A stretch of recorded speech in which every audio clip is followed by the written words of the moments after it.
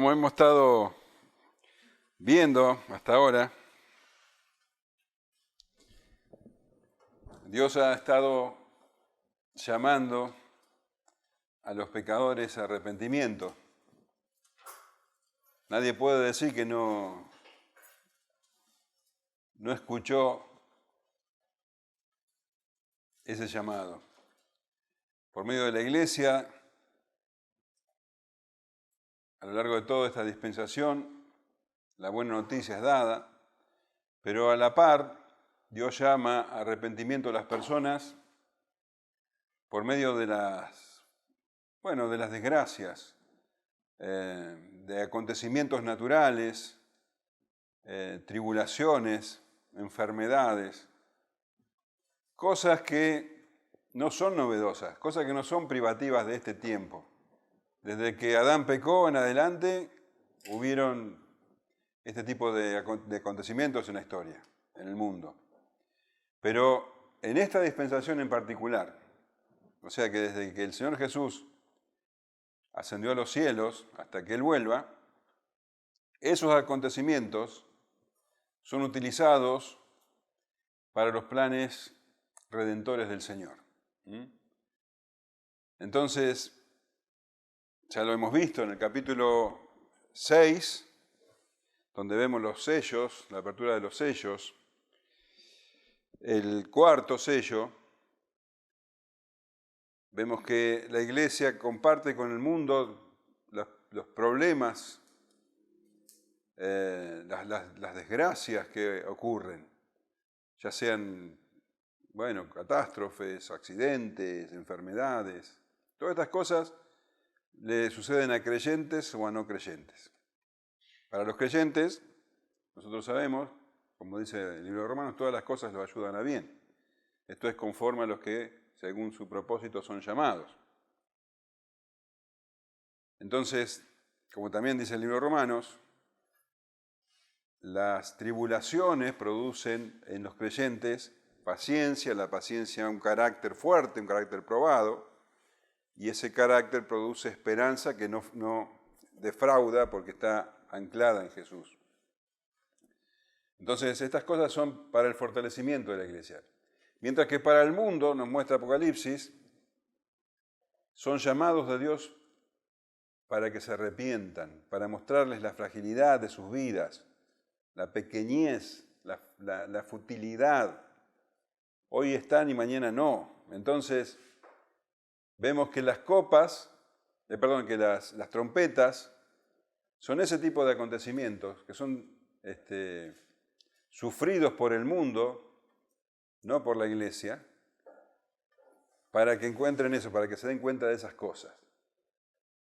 Lo que dice también en esos capítulos 8 y 9 de Apocalipsis es que los hombres, siendo que han sufrido esas cosas, no se arrepienten.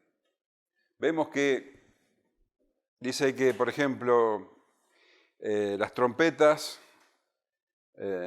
afectan a una tercera parte de la tierra, a una tercera parte de los hombres. Quiere decir que cuando hay, por ejemplo, problemas en el mar, una tercera parte de los hombres muere. Para esa tercera parte ya no hay otro llamado, se acabó el llamado. Entonces, Dios llama a arrepentimiento una y otra vez a las personas hasta que deja de llamarlos. Y cuando deja de llamarlos es porque ya esas personas no tienen posibilidad de arrepentimiento. Sus corazones están tan duros que no se van a arrepentir. Y eso lo vamos a ver ahora con el derramamiento de las copas. Las personas ya no se arrepienten y por eso viene sobre ellos la ira final. La idea de una copa es que se va llenando hasta que llega al tope y se empieza a derramar. El apóstol Pablo le dice a los judíos en el libro de Romanos, capítulo 2, que acumulan ira para el día de la ira y la revelación del justo juicio de Dios. Atesoran ira. Van juntando, poquito a poquito, hasta que la copa llega hasta el borde y comienza a derramarse. Esto no es nuevo, el Señor lo viene diciendo ya desde el Antiguo Testamento. Deuteronomio 28:15, pero acontecerá, si no oyeres la voz de Jehová para procurar cumplir todos sus mandamientos y sus estatutos, que yo te intimo hoy, que vendrán sobre ti todas estas maldiciones y te alcanzarán. En el versículo 20 de ese capítulo 28 dice, y Jehová enviará contra ti la maldición, quebranto y asombro en todo cuanto pusieres mano e hicieres, hasta que seas destruido y perezcas pronto a causa de la maldad de tus obras, por las cuales me habrás dejado. Jehová traerá sobre ti mortandad, hasta que te consuma de la tierra a la cual entras para tomar posesión de ella. Jehová te herirá de tisis, de fiebre, de inflamación y de ardor, con sequía, con calamidad repentina y con añublo, y te perseguirán hasta que perezcas. Y los cielos que están sobre tu cabeza serán de bronce, y la tierra que está debajo de ti de hierro. Dará Jehová por lluvia a tu tierra polvo y ceniza, de los cielos descenderá sobre ti hasta que perezcas. El Señor llama entonces con estas cosas hasta que ya no llama más, hasta que cierra su llamado y entonces viene la ira. Vamos a encontrar que estas copas de ira, que son el derramamiento final de la ira de Dios sobre las personas, afectan a todo el mundo, a todos, salvo a los que tienen el sello de Dios, y tienen una similitud muy grande con las plagas de Egipto. Es evidente esto. Vemos que esas plagas afectaban al pueblo de Egipto, pero no al pueblo de Dios. Bueno, lo mismo ocurre con el derramamiento de las copas.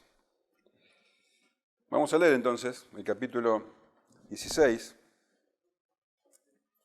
y vamos a, avanzar todo lo que podamos. Si podemos terminarlo hoy, mejor. Y si no, veremos. Oí una gran voz que decía desde el templo a los 7 ángeles, id y derramad sobre la tierra las 7 copas de la ira de Dios.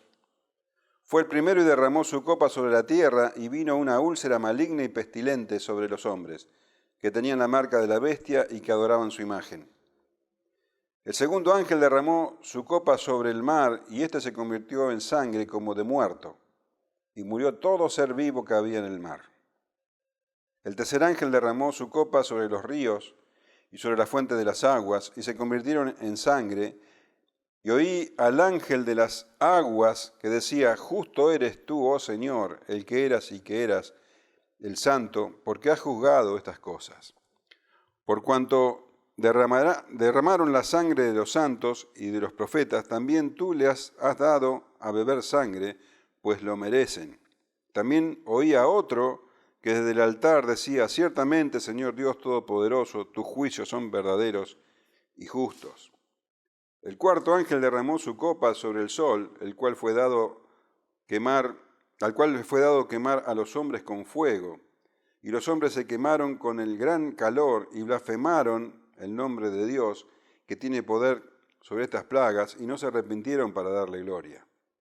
El quinto ángel derramó su copa sobre el trono de la bestia, y su reino se cubrió de tinieblas, y mordían de dolor sus lenguas, y blasfemaron contra el Dios del cielo por sus dolores y por sus úlceras, y no se arrepintieron de sus obras.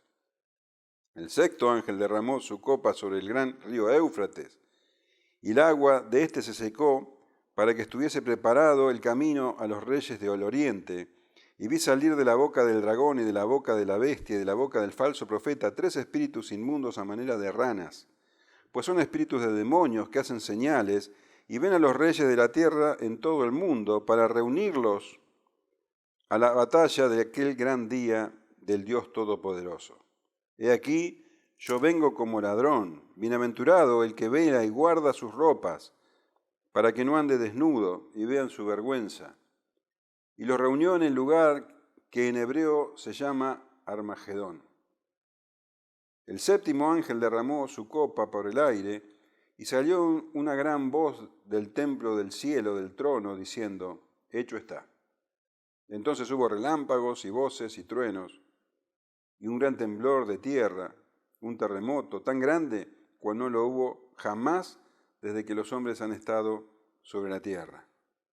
Y la gran ciudad fue dividida en tres partes, y las ciudades de las naciones cayeron, y la gran Babilonia vino en memoria delante de Dios, para darle el cáliz del vino del ardor de su ira. Y toda isla cayó, y los montes no fueron hallados. Y cayó del cielo sobre los hombres un enorme granizo, como del peso de un talento, y los hombres blasfemaron contra Dios por la plaga del granizo, porque su plaga fue sobremanera grande. Cuando las leemos, y es un buen ejercicio hacer un paralelismo entre las trompetas y las copas, vemos que entre la sexta copa y la séptima no hay ningún interludio. Ustedes se acuerdan que entre el sexto sello y el séptimo hubo un paréntesis donde tratabas el tema de la iglesia, los 144.000, la gran multitud que nadie pueda contar en el cielo. Entre la sexta trompeta y la séptima trompeta también hay un paréntesis donde se muestra la misión de la iglesia. Juan recibe el librito del ángel gigantesco y vemos después la misión de los 2 testigos. Pero entre la sexta y séptima copa no hay ningún interludio. Acá la iglesia no tiene ya nada que ver, no puede hacer nada. Está Dios derramando su ira y ya no hay llamado posible, ya no hay nada que la iglesia pueda hacer. Entonces, habíamos también visto, ustedes se acuerdan en el capítulo 14, que Juan ve 3 ángeles, ¿se acuerdan? A ver. El segundo ángel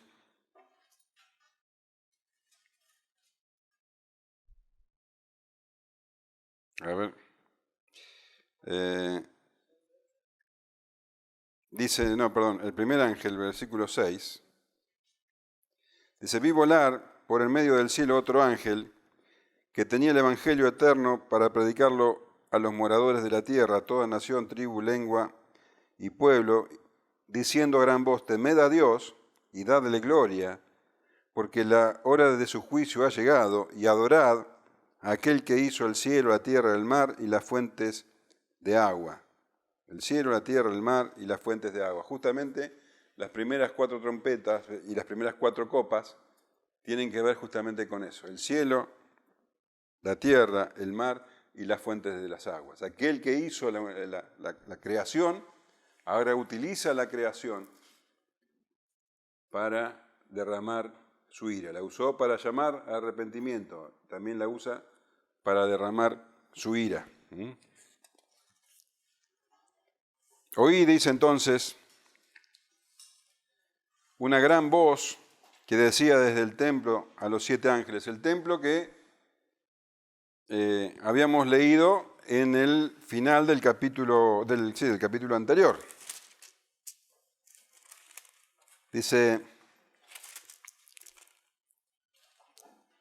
y el templo se llenó de humo por la gloria de Dios y por su poder, y nadie podía entrar en el templo hasta que se hubiesen cumplido las 7 plagas de los 7 ángeles. De ese templo celestial habían salido los 7 ángeles, y ahora se escucha una voz que decía desde allí, desde el templo, a los 7 ángeles, id y derramad sobre la tierra las 7 copas de la ira de Dios. Ese que hablaba claramente es el Dios Todopoderoso. Entonces, da la orden definitiva. La ira de Dios se derramará. Y no está hablando específicamente de los tiempos finales, y me refiero con tiempos finales a los últimos días, sino que se está refiriendo a toda la dispensación. Durante toda la dispensación, Dios envía ira. Acuérdense de Romanos capítulo 1, versículo 18, que dice que la ira de Dios, vamos a leerlo,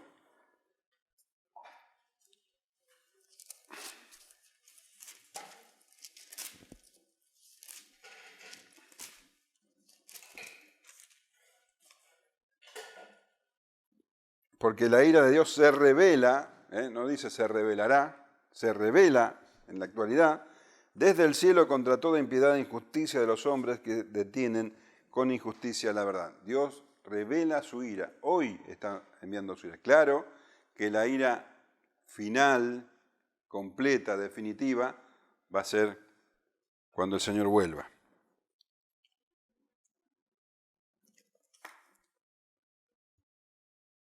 Fue el primero y derramó su copa sobre la tierra. Y vino una úlcera maligna y pestilente sobre los hombres que tenían la marca de la bestia y que adoraban su imagen. Siempre tenemos que tener en cuenta que esto es lenguaje figurado. Y nos está hablando entonces que Dios, que manifiesta su gloria por medio de la naturaleza, también manifiesta su ira por medio de la naturaleza. Entonces, Él derrama, dice, la primera copa, o Dios, el ángel derramó la primera copa sobre la tierra. Y a causa de eso, vino una úlcera maligna y pestilente sobre los hombres que tenían la marca de la bestia y que adoraban su imagen. Claramente nos muestra que esto es para los no creyentes, para los que tienen la marca de la bestia, para aquellos que se amoldaron al mundo, aquellos que son propios del sistema mundano, que le dan la espalda a Dios, que le creyeron a la bestia, que creyeron al falso profeta. A ellos le viene entonces la ira por medio de ¿qué? De úlceras, de enfermedades. Esto nos recuerda a la plaga en Egipto, la sexta creo, que tenía que ver con esto. Dios manifiesta su ira por medio de enfermedades que produce la misma tierra.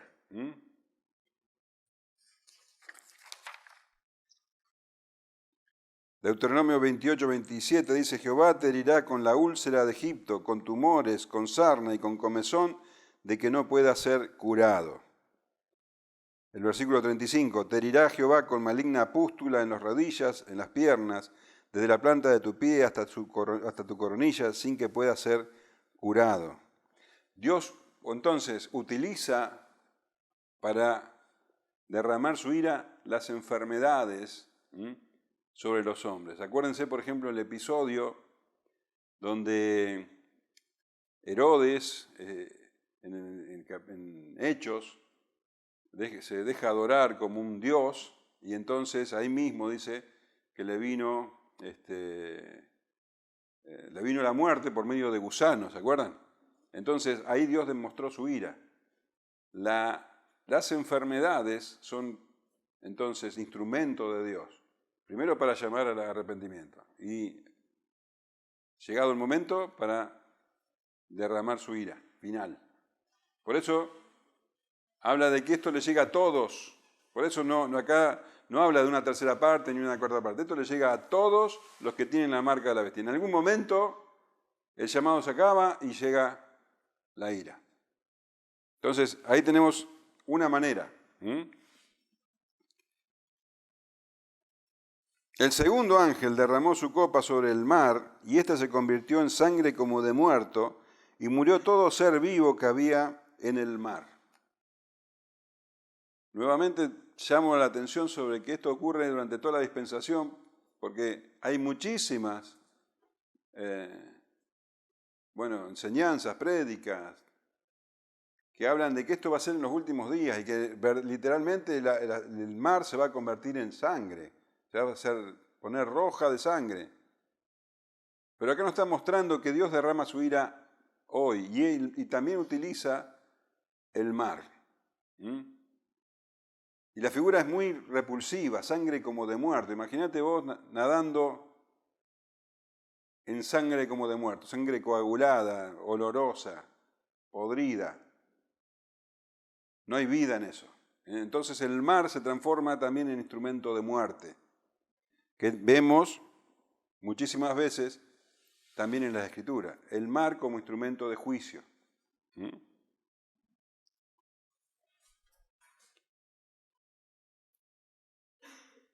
el libro de Éxodo, en el capítulo 7, tenemos una plaga donde el río se convierte en sangre y ya no hay vida, se mueren todos los animales del río. ¿Se acuerdan de eso? Bueno, acá sucede que no solamente el mar se convierte en sangre como de muertos, sino que vemos también las fuentes de agua. El tercer ángel derramó su copa sobre los ríos y sobre las fuentes de las aguas y se convirtieron en sangre. Ustedes acuérdense, por ejemplo, cuando el pueblo de Israel escapaba de los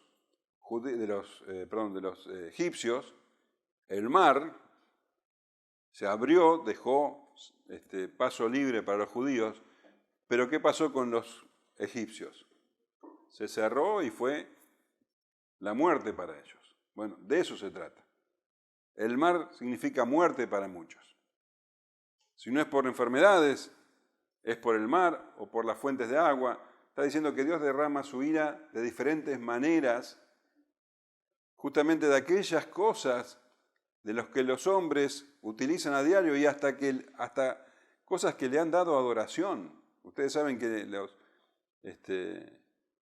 los idólatras adoran al dios del mar, adoran a la diosa tierra. Bueno, ahí viene el juicio de Dios. Entonces dice que el tercer ángel derramó su copa sobre los ríos y sobre la fuente de las aguas y se convirtieron en sangre. También entonces los ríos, los arroyos, toda fuente de agua, las cosas que el hombre necesita definitivamente, se transforma en instrumento de muerte. Sequías, acuérdense de Israel en los tiempos de Elías, que se secó, hubo una sequía tan grande que tenían que andar buscando fuentes de agua por todos lados para poder darle de comer al ganado que se moría. Bien, pero esto que dice es muy llamativo. Dice, y oí al ángel de las aguas, o sea, el que derramó la copa sobre los ríos y las fuentes de agua, que decía, justo eres tú, oh Señor, el que eres y que eras, el santo, porque has juzgado estas cosas. Por cuanto derramaron la sangre de los santos y de los profetas, también tú le has dado a beber sangre, pues lo merecen. Esto es pago entonces de Dios, retribución por la persecución, por haber derramado la sangre de los santos. Entonces el ángel dice, esto es justo, esto es exactamente lo que merecen. Nunca hay injusticia en el Señor. El mundo dice, ¿por qué? ¿Por qué tenemos que sufrir esto? ¿Por qué, si existe Dios, permite estas cosas? ¿Y sabe lo que contesta Dios? Lo que dice la Biblia. Porque lo merecen, pues lo merecen. Por cuanto derramaron la sangre de los santos y de los profetas, también tú le has dado a beber sangre. Derraman sangre y Dios les da de beber sangre. Es una imagen muy potente. O sea, está diciendo que el juicio de Dios es tan justo que les da la retribución exacta. Y cuando dicen, pues lo merecen, la traducción literal es, pues son dignos. Son dignos de beber la sangre.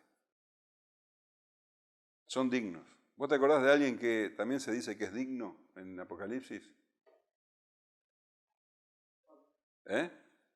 Cristo. Dice, tú eres digno ¿de qué? De abrir los sellos, digno de adoración. ¿Por qué Él es digno? Porque Él derramó su propia sangre para salvación. Estos son dignos de merecer la ira de Dios y de beber la sangre de los santos. Se lo ganaron, se lo merecen. Eso es lo que el mundo, los que se dejaron marcar por la bestia, merecen. Estas cosas que vemos, incluso hoy tan patente para nosotros como la epidemia, la pandemia que estamos viviendo. Esto es justicia de Dios, misericordia de Dios, llamando al mundo para que se arrepientan. Y también es justicia de Dios. Y eso es algo que debemos entender. Este ángel lo aclara. Justo eres tú, oh Señor, el que eres y que eras, el santo. El santo, porque como santo no puede permitir que el pecado no tenga castigo, ni como santo ni como justo.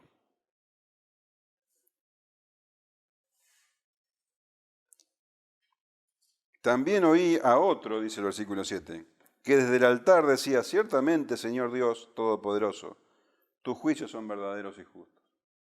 Acá leemos, también oí a otro, y podemos entender como que es otro ángel el que lo dice, porque hay un ángel que dijo, el ángel de las aguas, dijo, justo eres tú, oh Señor, el que eres y que eras, el santo.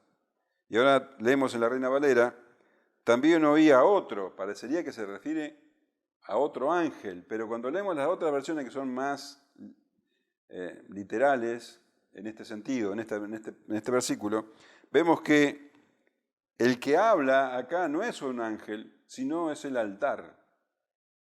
Dice la Biblia de las Américas, y oí al altar que decía así, oh Señor Dios Todopoderoso, verdaderos y justos son tus juicios. La NBI dice, y oí también que el altar respondía, así es, Señor Dios Todopoderoso, verdaderos y justos son tus juicios. La traducción del lenguaje actual dice, y escuché una voz que salía del altar. Sí, Señor Dios Todopoderoso, estos castigos son correctos y justos. No es un ángel, sino es que la voz viene del altar. ¿Qué altar? Bueno, es el altar que aparece en el capítulo 6. En el capítulo 6, la quinta copa, el quinto sello, se me hace un lío con las copas, las trompetas y los sellos. Bueno, el quinto sello, vemos que están las almas de los que murieron por causa de la persecución, debajo del altar, pidiendo justicia. Dice, ¿hasta cuándo, Dios Todopoderoso? Leámoslo. Acá lo tengo. Cuando abrió el 6:9, cuando abrió el quinto sello, vi bajo el altar de las almas de los que habían sido muertos por causa de la palabra de Dios y por el testimonio que tenían, y clamaban a gran voz, diciendo, ¿hasta cuándo, Señor santo y verdadero, no juzgas y vengas nuestra sangre en los que moran en la tierra? Bueno, ahora por medio de la ira el Señor responde esa pregunta. Entonces, la ira de Dios no se detenía, no esperaba directamente hasta el final de los tiempos, sino que la ira de Dios responde esa pregunta todo el tiempo.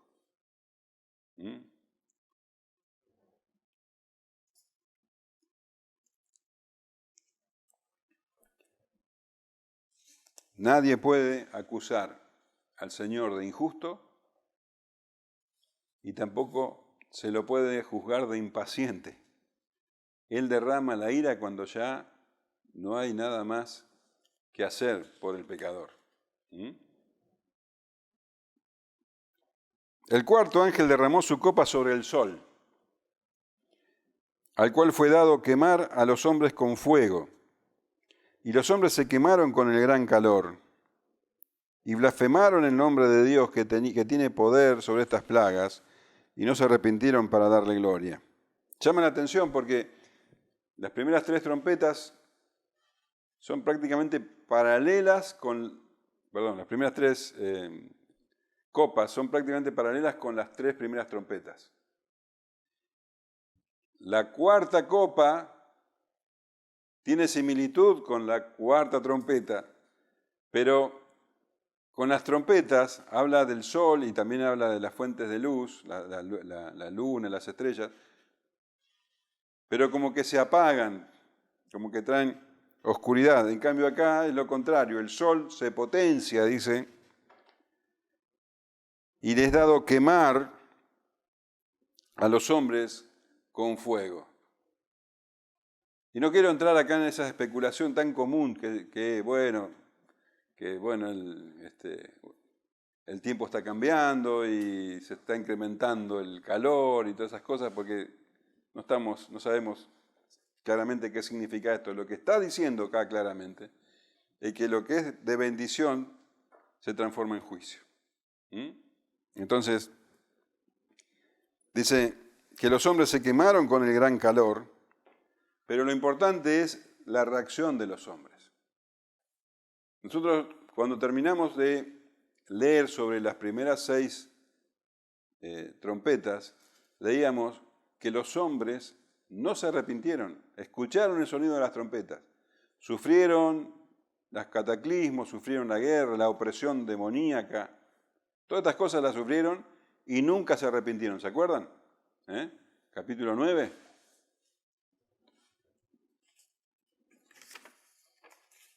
Bueno, la cuestión que, como no se arrepintieron, vino sobre ellos juicio. Y acá entonces, juicios, vino la ira. Y acá vemos que no se arrepintieron y nunca se van a arrepentir. Que la ira de Dios es justa verdaderamente. Porque Dios manda su ira y ellos siguen en su corazón duro. Y dice, y los hombres se quemaron con el gran calor y blasfemaron el nombre de Dios, que tiene poder sobre estas plagas, y no se arrepintieron para darle gloria. Están recibiendo verdaderamente lo que merecen. No hay ninguna clase de arrepentimiento en ellos.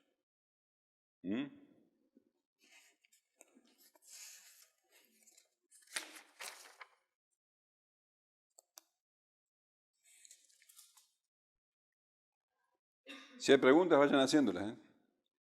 El quinto ángel derramó su copa sobre el trono de la bestia, y su reino se cubrió de tinieblas, y mordían de dolor sus lenguas.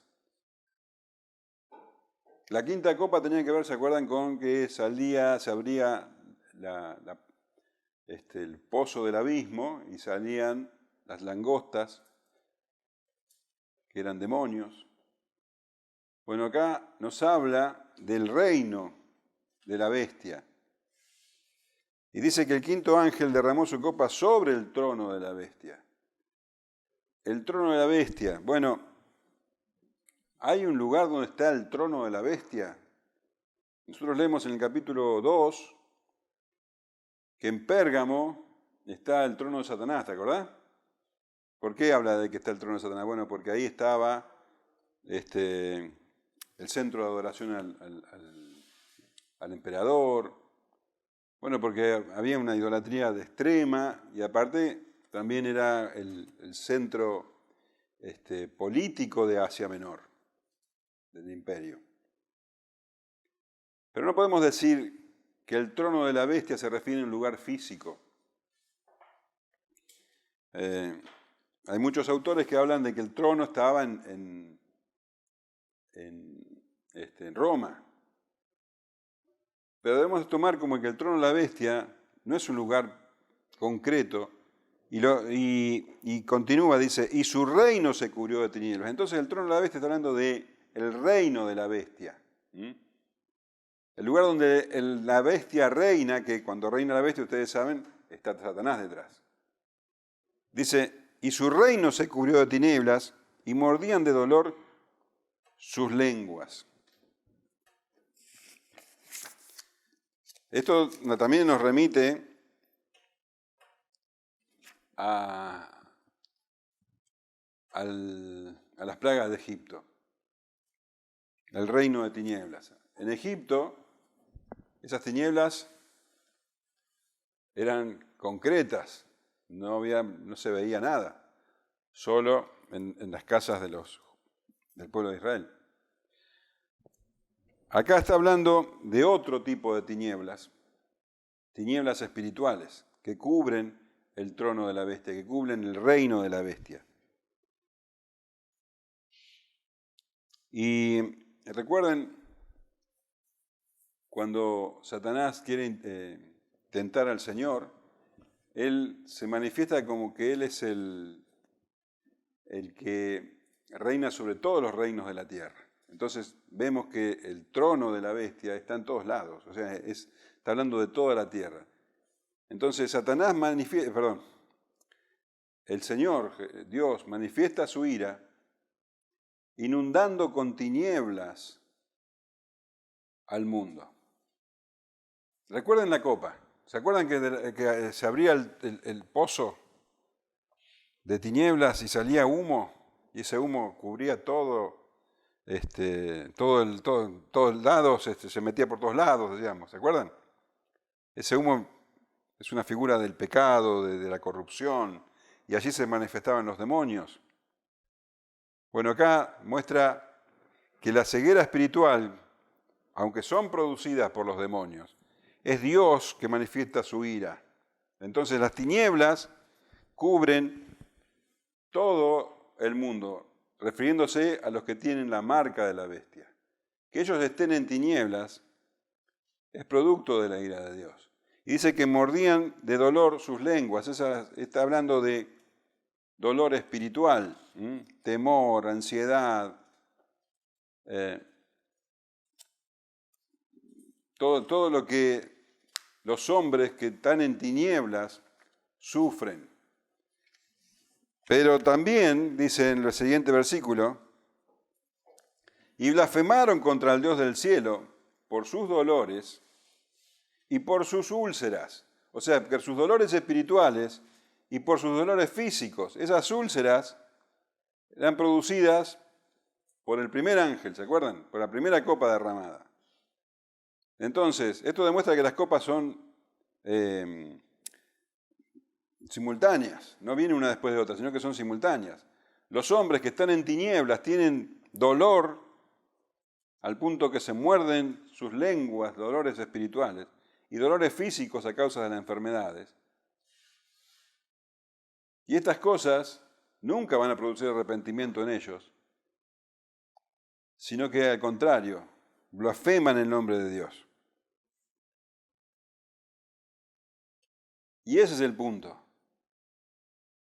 Ahí está el tema. Ellos merecen la ira de Dios, porque nunca se van a arrepentir. Y eso es algo que nosotros tenemos que entender, que cuando les llega el momento a las personas, llega en el momento clave, cuando no hay más arrepentimiento, ellos nunca se van a arrepentir.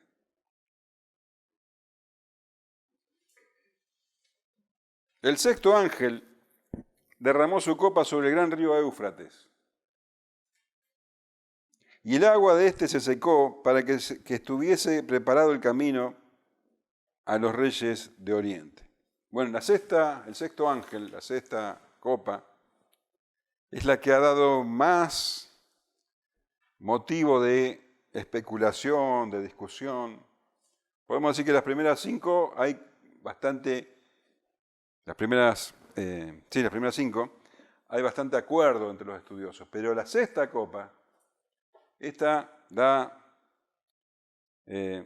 motivos a grandes discusiones. ¿Por qué? Porque es la que abre paso al Armagedón. Hablamos un poquito el domingo. Dice que el sexto ángel derramó su copa sobre el gran río Éufrates y el agua de éste se secó. Hemos visto esto ya anteriormente en la Escritura, en ocasiones muy importantes para Israel. ¿Ustedes se acuerdan? Cuando Dios secó el Mar Rojo para que Israel pasara en seco. Ahí, fíjense que pasan de un lugar a otro por el agua que se había secado. No pasó lo mismo con el ejército de los egipcios. Cuando el pueblo de Israel va a entrar a la tierra prometida, tiene que cruzar el Jordán, pasó algo parecido. No se abrieron en dos las aguas, sino que las aguas se detuvieron y ellos pudieron pasar en seco también. Entonces, acá está hablando de algo parecido, porque dice que secó El ángel derramó su copa sobre el gran río Éufrates. El gran río Éufrates es un río muy importante a lo largo de la Escritura. Lo vemos en muchos lugares, en muchas porciones de la Escritura, y siempre se lo denomina así, el gran río Éufrates. Fíjate, por ejemplo, en Apocalipsis 9 se nos habla, cuando suena la sexta trompeta, se nos habla de que hay 4 ángeles muy poderosos que están atados y alrededor del gran río. Dice así, 9:13.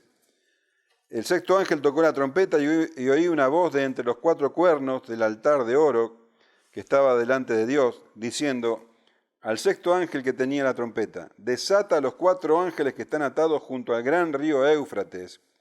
Y fueron desatados los 4 ángeles que estaban preparados para la hora, día, mes y año, a fin de matar a la tercera parte de los hombres. Ese es el ángel, desatando estos 4 ángeles que estaban alrededor del gran río Éufrates, venía la guerra. En Génesis 15:18 leemos: en aquel día hizo Jehová un pacto con Abraham, diciendo: a tu descendencia daré esta tierra, desde el río de Egipto hasta el río grande, el río Éufrates. El río Éufrates entonces era el límite que se establecía para el pueblo de Israel. Deuteronomio 1:7. Volveos e id al monte del Amorreo y a todas sus comarcas, en el Arabá, en el monte, en los valles, en el Negev, y junto a la costa del mar, a la tierra del Cananeo y el Líbano, hasta el gran río Éufrates. Mirad, y yo os he entregado la tierra, entrad. Era el límite, el gran río Éufrates. Era el límite entre los pueblos paganos, el enemigo, y el pueblo de Dios. Incluso en la época en que fue escrito el Apocalipsis, el gran río Éufrates separaba al imperio romano de los enemigos. Y acá dice entonces que el juicio de Dios, la ira de Dios, dice, hace que el sexto ángel derrame su copa sobre el gran río Éufrates y el agua de éste se secó para que estuviese preparado el camino a los reyes del oriente.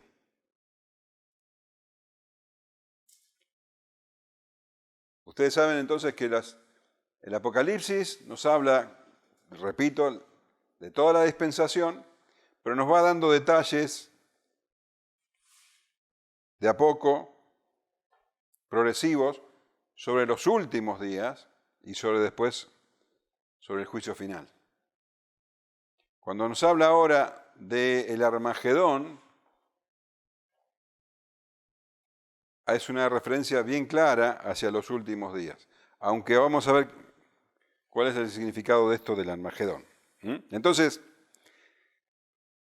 se seca el río para dar paso a ¿quiénes? A los reyes enemigos, a los enemigos del pueblo de Dios, a los reyes de Oriente. Y vi salir de la boca del dragón y de la boca de la bestia y de la boca del falso profeta 3 espíritus inmundos a manera de ranas, pues son espíritus de demonios que hacen señales y van a los reyes de la tierra en todo el mundo para reunirlos a la batalla de aquel gran día del Dios Todopoderoso. De la Trinidad diabólica, el dragón, el anticristo y el falso profeta, la bestia que sale del mar y la bestia que sale de la tierra, él ve salir entonces 3 espíritus inmundos a la manera de ranas. Nosotros sabemos lo que sale de la boca de estas personas, de estas entidades. De la boca del dragón sale un río de mentiras, dice capítulo 12, para vencer a la iglesia. 12:15 dice, la serpiente arrojó de su boca tras la mujer agua como un río para que fuese arrastrada por el río. Hablando de las falsas doctrinas, de falsas profecías, falsas enseñanzas, religiones que quieren arrastrar a la iglesia. De la boca de la bestia, capítulo 13, de la bestia que sale del mar, entonces salen blasfemias, ¿se acuerdan? Capítulo 13, versículo 6, y abrió su boca en blasfemias contra Dios para blasfemar de su nombre, de su tabernáculo y de los que moran en el cielo. Y de la boca del falso profeta, también engaño para que adoren a la bestia. Versículo 11, después vi otra bestia que subía de la tierra y tenía 2 cuernos semejantes a los de un cordero, pero hablaba como dragón. Y ejerce toda la autoridad de la primera bestia en presencia de ella y hace que la tierra y los moradores de ella adoren a la primera bestia cuya herida mortal fue sanada. Entonces estos espíritus inmundos, y espíritu ustedes saben que en griego es neuma, que también quiere decir aliento, salía de esta trinidad diabólica, espíritus de mentira. Y al hablar de ranas, las ranas eran animales, no tenían escamas ni aletas, dice la ley, entonces eran considerados animales acuáticos sin aletas ni ¿qué dije? Escamas, eran considerados inmundos. Y ustedes piensen cómo son las ranas, escurridizas, difíciles de agarrar, repulsivas. ¿Y a qué les hace acordar las ranas? A las plagas de Egipto. ¿Ustedes se acuerdan que estaba lleno Egipto de ranas? ¿Se acuerdan de eso? Vos abrías el horno, había ranas. Te ibas a acostar, abrías la cama y había ranas. La alacena había ranas, lleno Egipto de ranas. Entonces, llegó un momento en que el faraón le dice, bueno, le pide a Moisés, por favor, orá para que se vayan las ranas. Y Moisés le dice, bueno, ¿cuándo querés que ore para que se vayan las ranas? ¿Y qué le dice Faraón? Rápido, orá para que no haya más ranas, le dice. ¿No sabes lo que le dice? Mañana. Dejame una noche más con las ranas, un ratito más con las ranas, porque las ranas son agradables, se ve que son cómodas, no sé. Viéndolo desde esta perspectiva, cambia mucho. Entonces, el mundo ama las mentiras y odia la verdad. Dejemos un ratito más con la mentira. No quiere saber nada de la verdad. Estos espíritus inmundos estaban dirigidos específicamente, dice, demonios, espíritus de demonios que hacen señales engañosas, mentirosas, que van a los reyes de la tierra en todo el mundo. Tenemos por un lado los reyes de Oriente, que tienen el camino preparado, y por el otro lado el resto de los reyes que escuchan al dragón, que escuchan a la bestia, al falso profeta. Y ellos son los encargados de bajar las políticas al resto de las personas. O sea, las mentiras que ellos escuchan después son transmitidas al resto de las personas. Con un propósito, dice, van a los reyes de la tierra en todo el mundo para reunirlos a la batalla de aquel gran día del Dios Todopoderoso. Tenemos a los reyes de Oriente, que son enemigos de los reyes de Occidente, pero que acá se reúnen para el gran día de la batalla. Pero no es el gran día de la batalla donde ellos van a vencer, sino que es el gran día del Dios de aquel gran día del Dios Todopoderoso, es el día en que Dios va a vencer. Bien, en el capítulo 19 se nos describe esa batalla. Versículo 11. Entonces vi el cielo abierto y aquí un caballo blanco, y el que lo montaba se llamaba Fiel y Verdadero, y con justicia juzga y pelea. Sus ojos eran como llama de fuego, y había en su cabeza muchas diademas, y tenía un nombre escrito que ninguno conocía sino él mismo. Estaba vestido de una ropa teñida en sangre, y su nombre es el Verbo de Dios. Y los ejércitos celestiales, vestidos de lino finísimo, blanco y limpio, le seguían en caballos blancos. De su boca sale una espada aguda, fíjense el contraste entre lo que sale de la boca del dragón, y lo que sale de la boca de Cristo, de su boca sale una espada aguda para herir con ella a las naciones, no para engañarlas, sino ahora para dar juicio, y él las regirá con vara de hierro. Y él pisa el lagar del vino del furor y de la ira del Dios Todopoderoso, y en su vestidura y en su muslo tiene escrito este nombre, Rey de Reyes y Señor de Señores. Y vi un ángel que estaba en pie en el sol y clamó a gran voz diciendo a todas las aves que vuelan en medio del cielo, venid y congregaos a la gran cena de Dios, para que sus jinetes y sus carnes, para que comáis carne de reyes y de capitanes, carne de fuertes, carnes de caballos y de sus jinetes, carne de todos, libres y esclavos, pequeños y grandes. Y vi a la bestia, a los reyes de la tierra y a sus ejércitos reunidos para guerrear contra el que montaba el caballo y contra su ejército. Y la bestia fue apresada, y con ella el falso profeta que había hecho delante de ella las señales con las cuales había engañado a los que recibieron la marca de la bestia y habían adorado su imagen. Estos dos fueron lanzados vivos dentro de un lago de fuego que arde con azufre, y los demás fueron muertos con la espada que salía de la boca del que montaba el caballo, y todas las aves se saciaron de las carnes de ellos. Esta entonces la batalla, la gran batalla, la batalla del gran día del Dios Todopoderoso. Todos los enemigos de Dios reunidos, conjunto con la bestia y el falso profeta, para combatir contra el pueblo de Dios, y el Cristo viene y le da la victoria a su pueblo.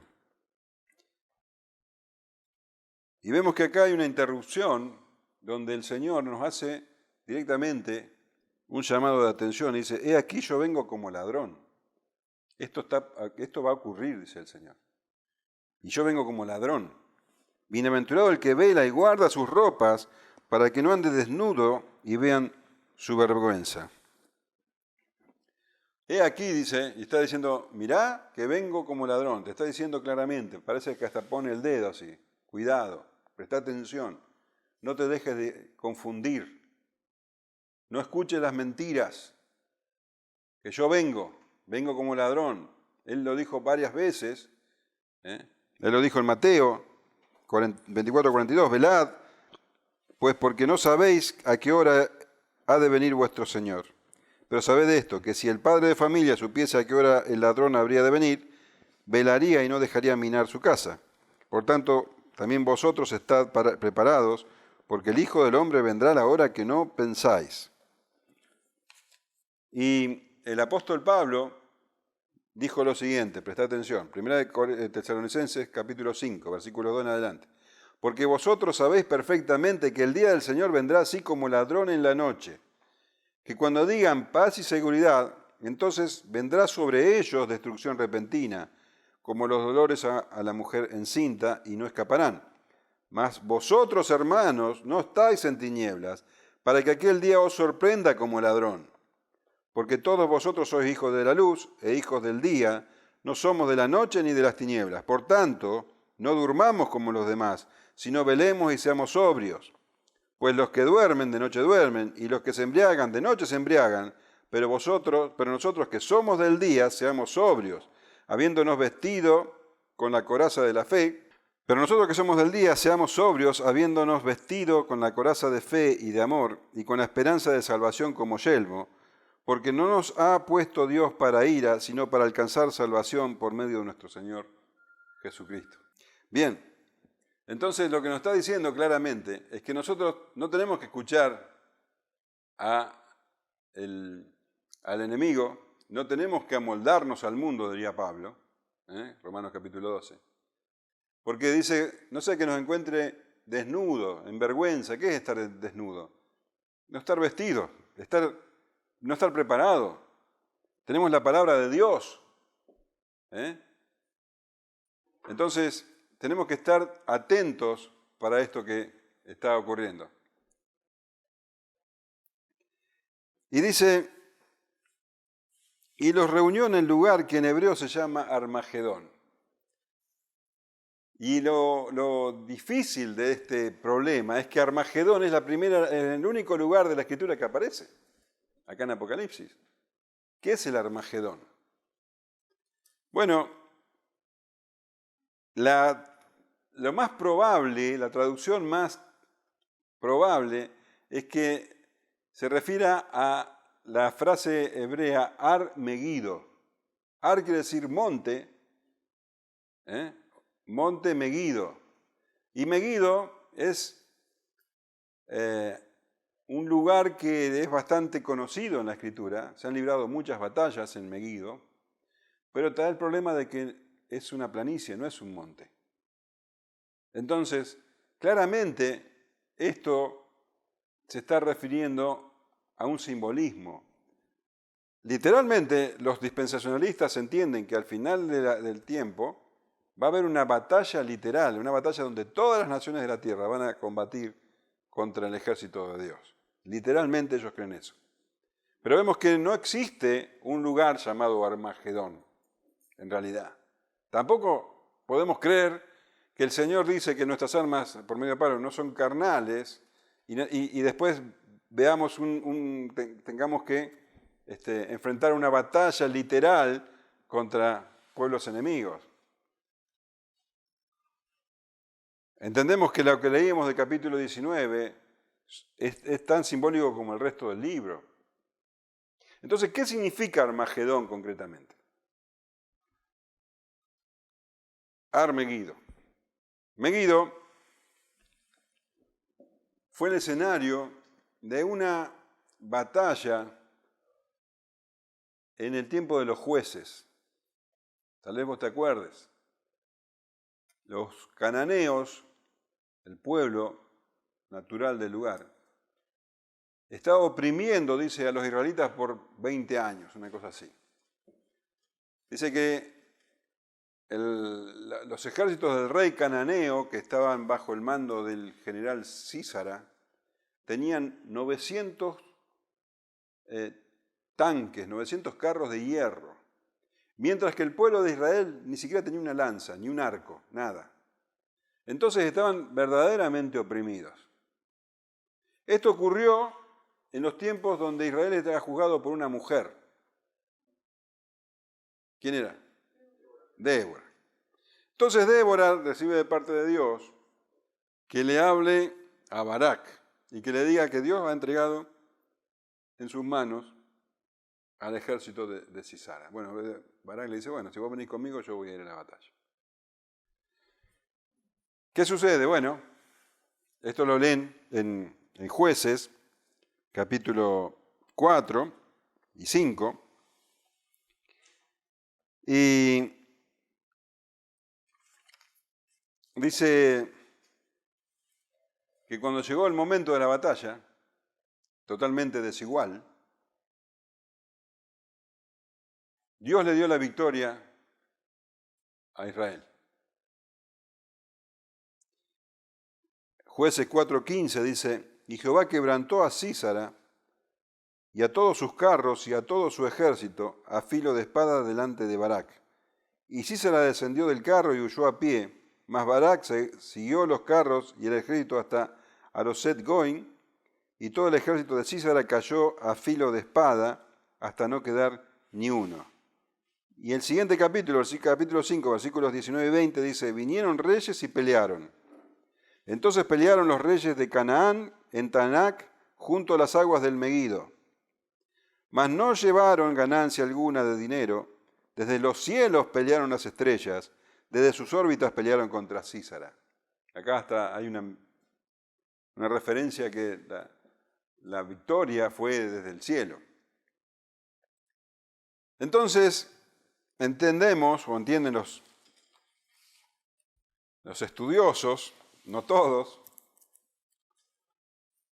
pero tendemos a darles crédito, que Megido, Megido, y de ahí la palabra Armagedón, se transformó en un símbolo de toda vez que Dios da a Israel una victoria cuando está todo perdido, al pueblo de Dios. Muchas veces ha ocurrido a lo largo de la historia de Israel, ustedes lo saben, de situaciones donde no hay manera humana de que poder triunfar sobre el enemigo y Dios le da la victoria. Entonces, eso es Armagedón. Dios dando la victoria milagrosa a su ejército, a su pueblo. Y hay muchos acontecimientos parecidos en el Antiguo Testamento. Y con la iglesia, bueno, con la iglesia sucede lo mismo. Un pequeño ejército, un pequeño pueblo que combate contra la bestia, nunca puede vencerla si no es porque Dios interviene. Dios le da la victoria. Vemos que el pueblo de Dios perseguido en el Imperio Romano sigue hasta hoy y el Imperio Romano ya no está más. Y pasan montones de imperios perseguidores que han caído. Dios da la victoria. Lo que nos dice la Escritura es que al final de los tiempos va a haber una espantosa persecución contra el pueblo de Dios, donde todos los reyes del mundo van a estar de acuerdo, aunque estén enemistados entre sí, van a estar de acuerdo en perseguir al pueblo de Dios, porque ese es el plan satánico. Pero ese plan satánico responde al plan de Dios. Entonces, también lo vemos en el capítulo 11, cuando la bestia crea que venció, que mató a los testigos, que mató a la iglesia, es cuando Dios, que es Jesucristo, va a venir, como leíamos recién en el capítulo 19, va a venir en victoria y va a destrozar a los enemigos y va a dar victoria a su pueblo. Es el Armagedón, sería entonces la persecución final, la batalla final contra el pueblo. De una batalla que estamos hablando es espiritual, nunca es con espada ni con ejército, es espiritual. Una batalla que tiene que ver con la verdad frente a la mentira, una batalla que tiene que ver entre la corrupción y lo moral. El pueblo de Dios librando una batalla desigual, y cuando todo está perdido, es Cristo quien viene e instala para siempre el reino de gloria. Ese es el Armagedón. ¿Se entiende? Bien.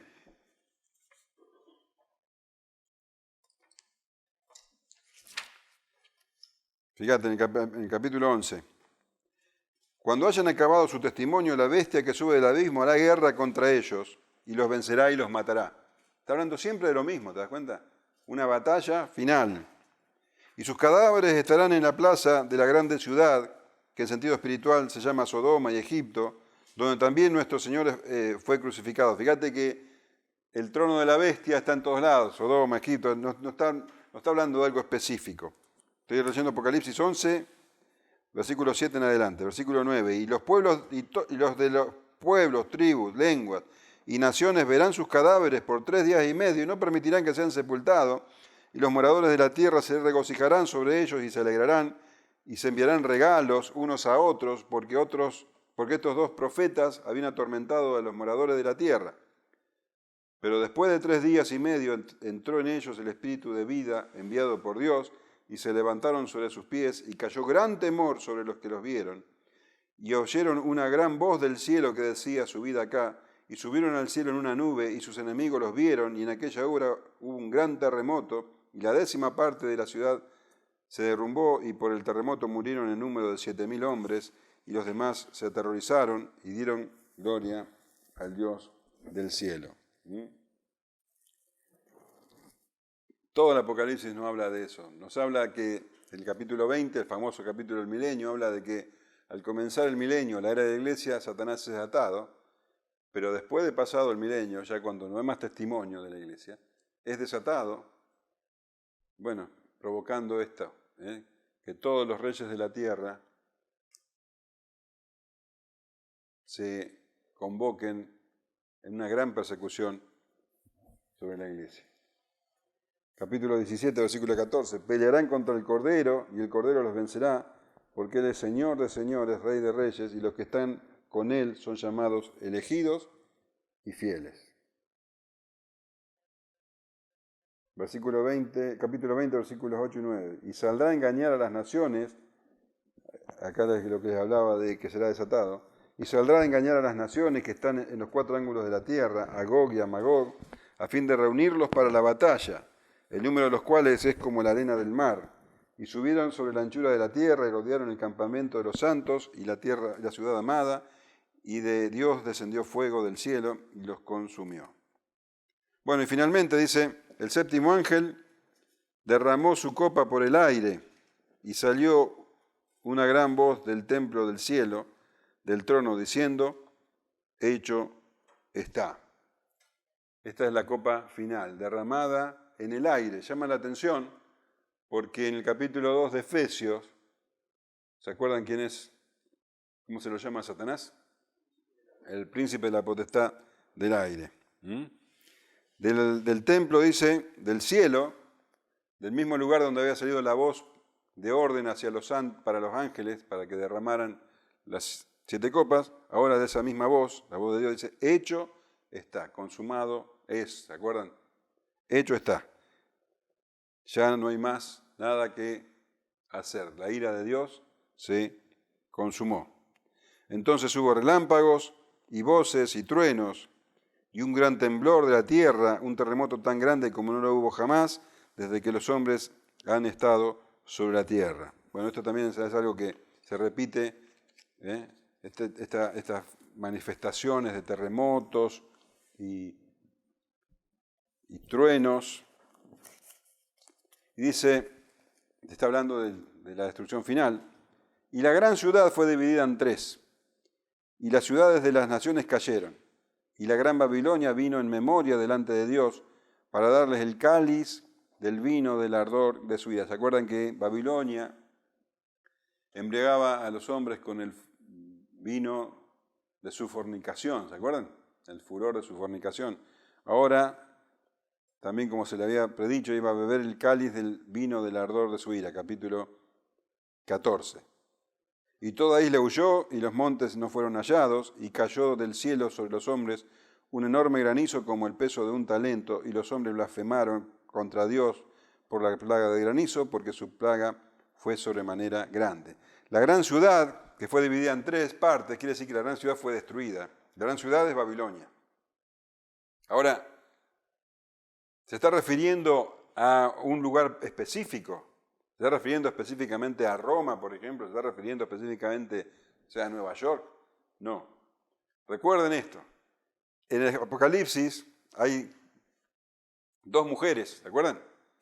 Que es la esposa del Cordero y la prostituta. De la misma manera, hay 2 ciudades. La ciudad santa, que es la iglesia, y la ciudad Babilonia, el mundo. Los que son sellados por Dios, vivimos en la ciudad llamada iglesia. Estamos hablando metafóricamente. El mundo, los que son sellados por la bestia, marcados por la bestia, viven en Babilonia. Ahora, Babilonia es destruida por completo. Dice, vino a la memoria, fue destruida en 3 partes, quiere decir que fue totalmente destruida. Probaron el cáliz, dice el cáliz del ardor de su ira. Toda isla huyó y los montes, esto nos recuerda a los sellos, también habla de eso, el 6º sello. Y cayó del cielo sobre los hombres un enorme granizo como el peso de un talento. O sea, la ira de Dios se está derramando de todas las maneras posibles. ¿Y qué hicieron los hombres? Blasfemaron. De eso se trata. Merecen la ira de Dios. Blasfemaron contra el Dios por la plaga de granizo, porque su plaga fue sobremanera grande. Entonces lo que nos queda claro es que Dios retribuye con justicia lo que se merecen. No va a dar más allá de lo que merecen. Y esta es la manifestación de la ira de Dios. Capítulo 16. Y llegamos.